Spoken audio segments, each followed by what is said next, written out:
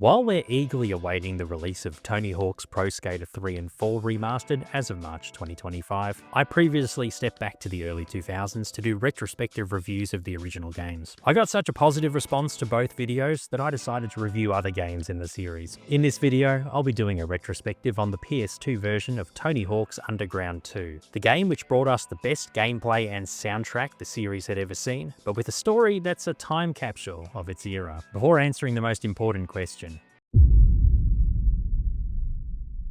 my name is OneHip and thanks for clicking on this video. If you enjoyed today's video, please give it a like and share it to those who may enjoy watching this kind of content. Also be sure to watch my Pro Skater 3, Pro Skater 4 and Underground retrospectives. And if you want more Tony Hawk's, skateboarding or other extreme or non-extreme sports game content on the channel, be sure to subscribe for new videos. Anyway, let's go.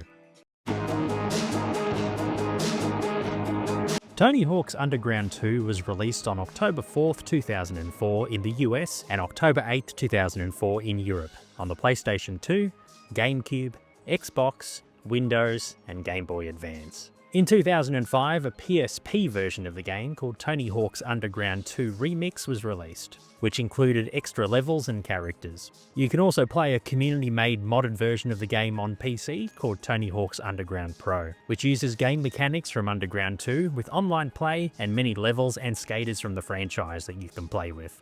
The game was developed by Neversoft and published by Activision, and most notably, cast members of former MTV series Jackass were featured in the game. In particular, Bam Margera, who played a major part in the story, which I'll get to later. For my gameplay footage, I played the PS2 version of the game that I have the disc for through my PC via emulation with the program PCSX2, upscaled to 1440p. I'll leave a link in the description with where to download this.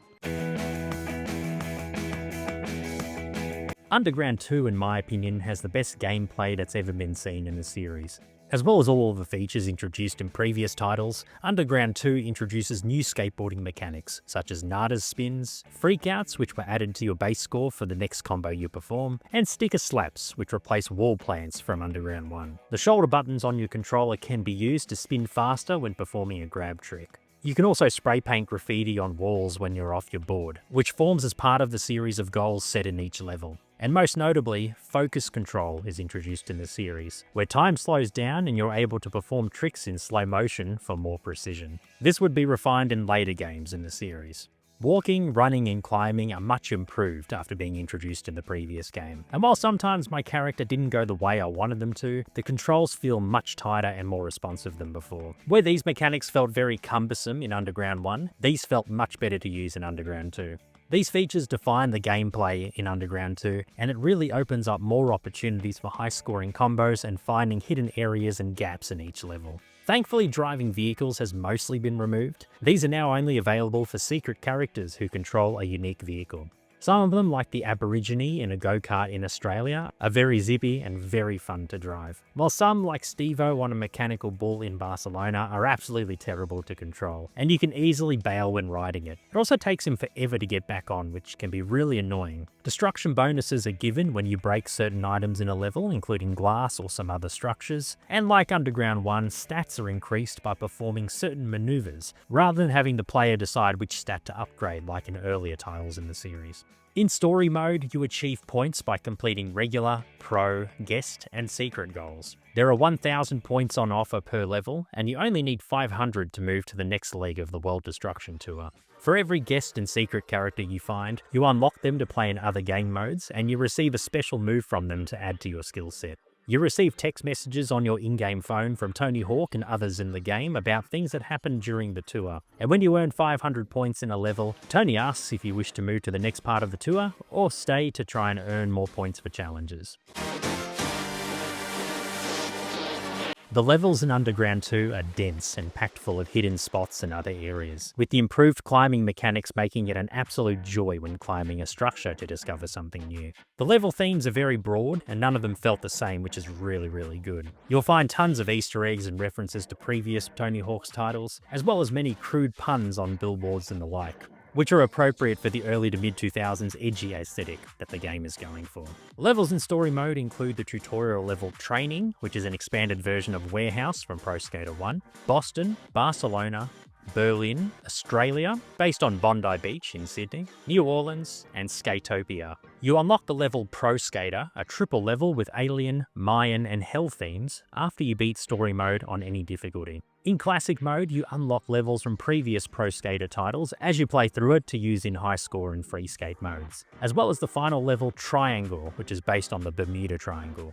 Day and night cycles without chapter markers breaking them up as you play through a level are used, and even the weather can change in some of them, like Boston turning from sunny to foggy. My favourite level is New Orleans, with its supernatural vibe that it really leaned into, and saving Norlands from these elements with divine intervention felt very heroic to me. I also enjoyed Skatopia and Australia, but the latter definitely has some bias included in it. I didn't have a level that I disliked necessarily, but if I had to pick one, then it would probably be Berlin. Despite the European city aspect that we've seen in similar levels in previous games, there was nothing else that really made it stand out, but I'm just being nitpicky at this point. Underground 2's story took away your character being the sole focus of the story. Rather, you're part of a team that works to become the champions of the World Destruction Tour.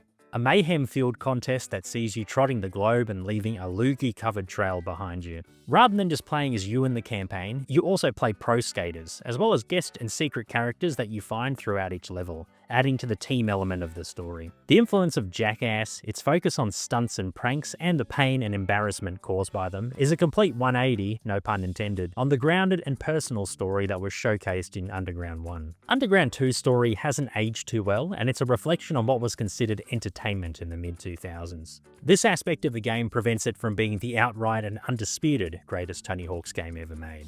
Underground 2 removes chapters in this mode, and a day-night cycle brings time forward like I explained earlier. Some time goals I've noticed have no countdown clock displayed, rather you hear a beep for each remaining second in the final 10 of the goal.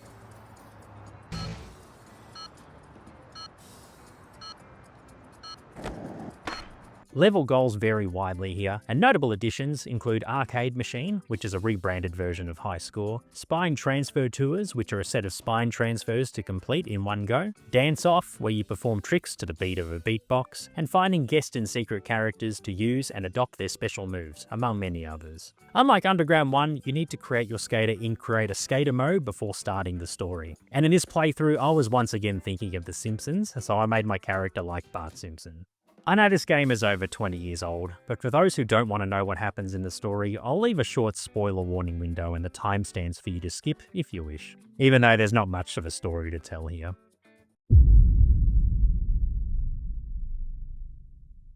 Set immediately after the events of Underground 1, you're in New Jersey and are kidnapped by masked men and thrown into a van. It's revealed that Tony Hawk, Bam Margera, and other pro skaters were behind this, and they say that they want you to participate in the first ever World Destruction Tour, a publicity-free skateboarding contest where two teams, Team Hawk and Team Bam, compete for points by completing various challenges, which are your level goals.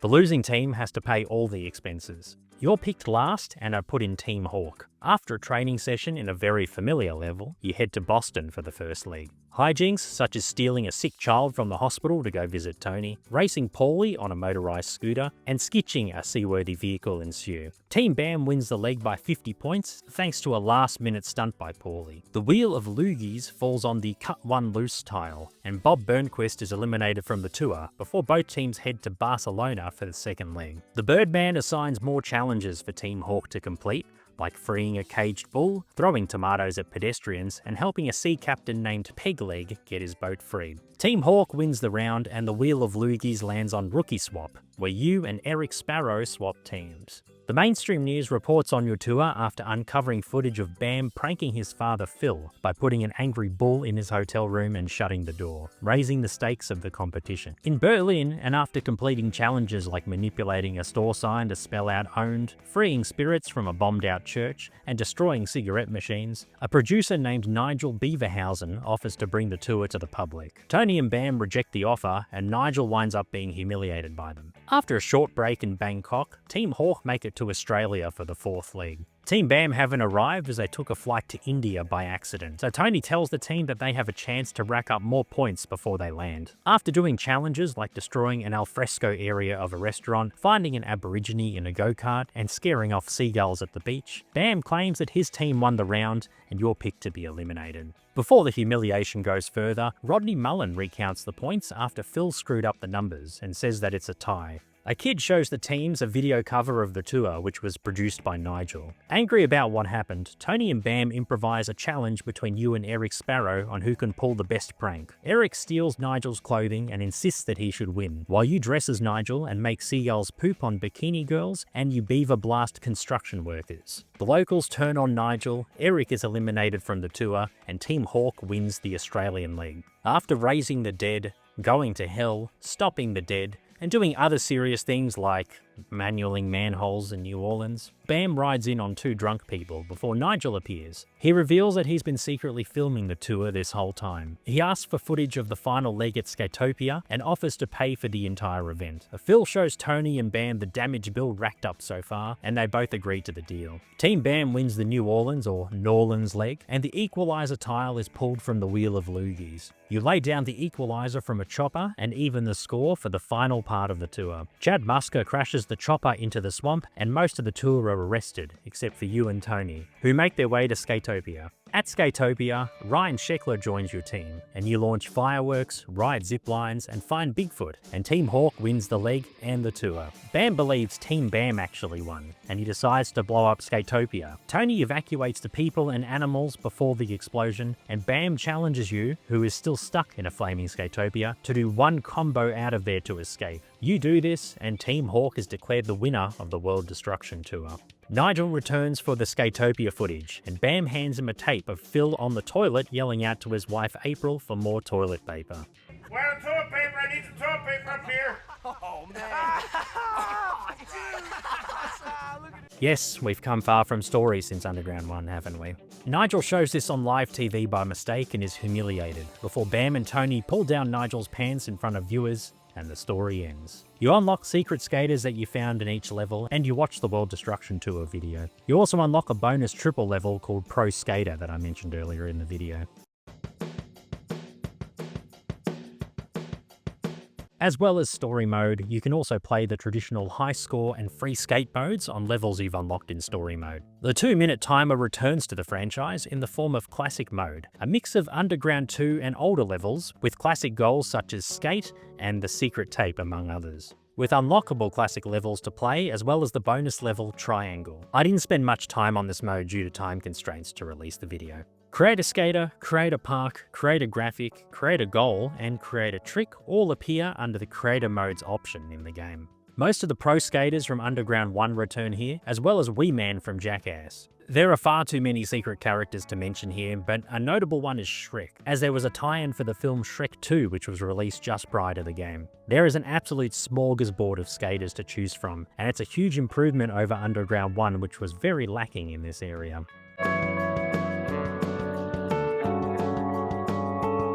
Underground 2's soundtrack is the best in the series, and probably one of the best in any game if I'm being honest. As well as the usual punk, hard rock, metal, and hip-hop offerings, the game also has songs from artists and genres that you'd never expect to hear in the series. There are also some more older songs compared to other games which had a more conventional playlist, which came as a huge surprise. Standout conventional tracks include Midlife Crisis by Faith No More, Pain by Jimmy Eat World, and Rapper's Delight by the Sugar Hill Gang. Older and unexpected tracks include classic rock track Break On Through by The Doors, which is in the opening cinematic of the game, swing track That's Life by Frank Sinatra, and country song Ring of Fire by the late Johnny Cash.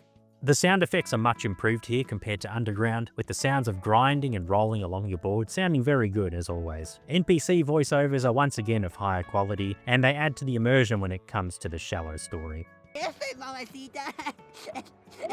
Next up, Berlin. You just knock it out there and we're chilling.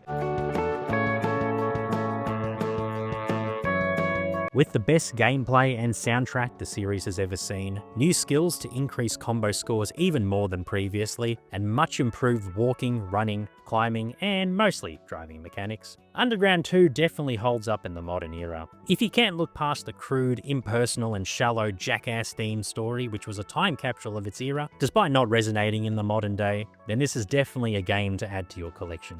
The Xbox and PC versions are considered the best ports of the game, and you can find these on eBay as well as PS2 copies, which I reviewed the game on via PC emulation.